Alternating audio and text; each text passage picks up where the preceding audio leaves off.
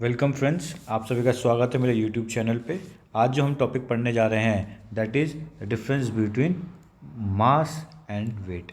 अगर हम daily language में बात करें, किसी भी से पूछें कि मास और वेट में अंतर क्या होता है, तो हम जनरली डेली लाइफ में सेम यूज़ करते हैं। But when we are talking about in physics, there is a strictly difference between mass and weight. तो जब भी हम मास की बात करते हैं तो हमें बात करते हैं quantity quantity of matter quantity of matter contained in a body. इसका मतलब क्या है फ्रेंड्स, जब भी हम एक बॉडी की देखते हैं तो body is made up of all the matter which we have studied in class 9, all those which have mass and which occupies space. So जब भी हम मास की बात करेंगे तो हम बात करते हैं कि टोटल क्वांटिटी कितनी है इस बॉडी में। अगर हम उस मैटर्स को ऐड ऑन कर देते हैं तो हमें मिलता है उसका मास, जो कि ऐसा यूनिट होती है इसकी केजी। तो मास जो होता है वो हमेशा केजी में निकाला जाता है। और ये क्या होती है आपकी स्केलर क्वांटिटी। आप स्केलर जानते होंगे क्यों, because it has magnitude only. अगर मैं बात करता हूँ 60 केजी, तो इसकी खाली क्या है, मैग्नीट्यूड है, इसमें कोई भी डायरेक्शंस नहीं आ रही है। That means mass is a scalar quantity whose SI unit is kg. तो जनरली फ्रेंड्स, मास क्या हुआ, mass is the quantity of matter content in a body. उधर अगर हम वेट की बात करें तो अगर सिंपल्स में बात करें, वेट एक फोर्स होती है जो क्या करती है, हमें बॉडी को क्या करती है, attract towards the centre of अर्थ। मतलब जैसे हम खड़े हुए हैं दोनों पैरों पे, तो हम एक फोर्स है हमारी बॉडी की जो नीचे की तरफ खींच रही है हमें टुवर्ड्स सेंटर ऑफ अर्थ। तो that force is known as weight. Simple से में बात करेंगे, मास क्या हुआ, द क्वांटिटी ऑफ मैटर, कि हमारी बॉडी में अगर हम सारे मैटर्स को ऐड कर देते हैं तो हमें जो मिलता है वो मास मिलता है। और वेट क्या होता है, हमारी बॉडी का force which is attracted towards the centre of earth. Mass की ऐसा यूनिट केजी होती है और ये एक स्केलर क्वांटिटी होती है। वैसी वेट की अगर हम बात करें, फोर्स है तो न्यूटन होगा, और इसकी क्या होती है, एक आपकी वेक्टर क्वांटिटीज होती है। अब हम बात करेंगे कुछ important difference between mass and wait.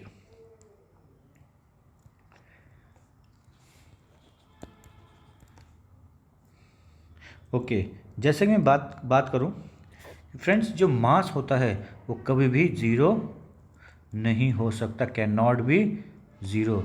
जबकि वेट क्या हो सकता है, can be zero.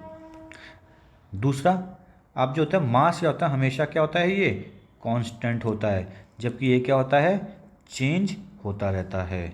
Similarly mass can not be can't be negative, where weight can be negative. Friends, जैसे कि मैं बात करता हूँ मास की, मास में कई सारे क्वांटिटीज ऑफ मैटर्स होते हैं, ठीक है। अब वो अगर सपोज आपका 60 केजी मास आज की डेट में, अगर आप मून में चले जाते हैं तो आपका जो मास है वो उतना ही फिक्स रहता है। It can not be zero, because her body में कुछ ना कुछ मैटर्स होता है। अगर बॉडी एग्जिस्ट करी तो उसका मैटर्स उसमें होंगे, और मैटर्स होंगे तो उसका मास भी होगा। So mass can not be zero and mass is always constant, because quantity of matter does not change while moving from one place to another, and it can not be negative. But अब हम बात करेंगे कि Y wait जो होती है वो क्यों नेगेटिव होती है, कब कब वो चेंज होता है, और वो कब ज़ीरो हो सकता है। वेल फ्रेंड्स, वेट को हमने जैसे कि बात करा, वेट क्या होता है, एक फोर्स होती है, ठीक है, जिसकी वजह से हम क्या होते हैं, टुवर्ड्स अट्रैक्ट होते हैं। ये जो फोर्स ऑफ अट्रैक्शन है जो हमने पढ़ा है, न्यूटन ने दिया था Gmm/r²।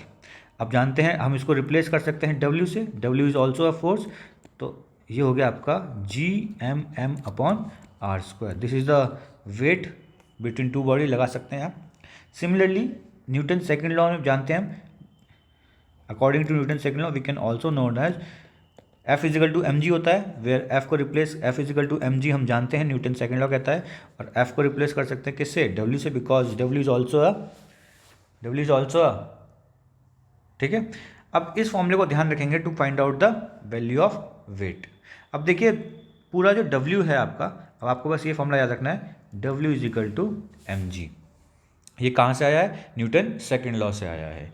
अब देखिए W जो है वो G पे डिपेंड है। अब हम G की बात करेंगे, देखिए G जीरो हो सकता है किन दो कंडीशन में, जब कहाँ हो, या तो ऑब्जेक्ट जो हो कहाँ पे हो, सेंटर ऑफ अर्थ में अगर मौजूद हो तो डिस्टेंस कितना हो जाएगा, जीरो हो जाएगा। और जब डिस्टेंस जीरो हो जाएगा तो आपका आपका डब्ल्यू क्या हो जाएगा, सब जीरो हो जाएगा।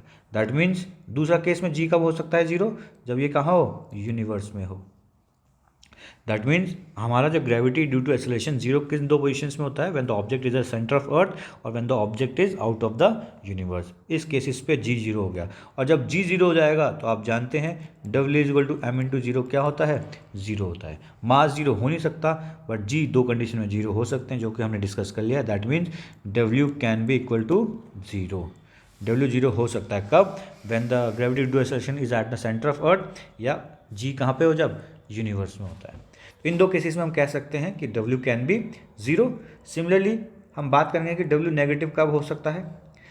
देखिए W इतना तो हम जान गए हैं कि W किस पे डिपेंड हो रहा है, G पे डिपेंड हो रहा है। तो हमने कहा कि G अगर जीरो है तो W भी जीरो हो रहा है। अब बात करेंगे G अगर नेगेटिव हो जाएगा तो W भी क्या हो जाएगा, नेगेटिव। अब हम बात करेंगे G नेगेटिव कब होता है, व्हेन ऑब्जेक्ट कहाँ फेंका जाए, इज थ्रोन, कहाँ पर, वर्टिकल अपवर्ड। अब जैसे हम किसी ऑब्जेक्ट को वर्टिकली अपवर्ड फेंक रहे हैं तो वी आर जो मोशन हो रहा है वो कहाँ हो रहा है, बॉडी का अगेंस्ट द ग्रेविटेशनल फोर्स हो रहा है। तो इस केस में जी क्या होता है आपका, नेगेटिव आ जाएगा। जब जी नेगेटिव होगा तो डब्ल्यू मास पॉजिटिव है, पॉजिटिव इंटू नेगेटिव क्या होता है, हमेशा नेगेटिव आता है। तो हमने देख लिया कि वह ये आपका जो डब्ल्यू है दैट इज़ वेट, नेगेटिव भी हो सकता है, वेट जीरो भी हो सकता है। और वेट जो आपका चेंज होता है depend on the G. As we know that equator की तरफ जाते हैं तो आपका जी चेंज होता है, या टुवर्ड्स आप पोल्स की तरफ जाते हैं तो जी चेंज होता रहता है। तो इस केस में हम कह सकते हैं कि जो आपका वेट है वो चेंज होता रहता है, या जीरो हो सकता है या नेगेटिव हो सकता है। आई होप आपको ये वीडियो पसंद आई होगी। अगर आपको कोई भी डाउट है तो आप कमेंट में मैसेज कर सकते हैं। Thank you for watching this video.